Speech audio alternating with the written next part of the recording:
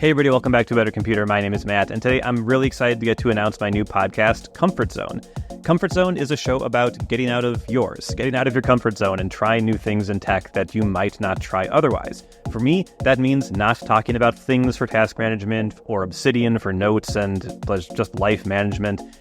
It's going to be all things that I don't normally talk about on A Better Computer, and I'm not doing it alone. I'm doing it with two friends. I'm doing it with Christopher Lawley, who you might know from his YouTube channel, and Neelian, who you might know from her writing on Mac Stories. And not only do we have a Mac Stories writer, this is officially a Mac Stories podcast, and they've been awesome to work with. I'm really excited to get to work with some of the great people over there.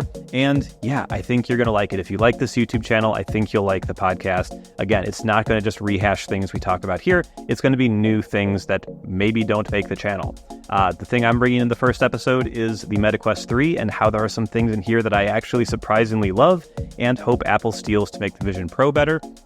Chris is going to bring something new, Neelian's going to bring something new, and we're going to do that every single week. Something new that's a little outside our comfort zone.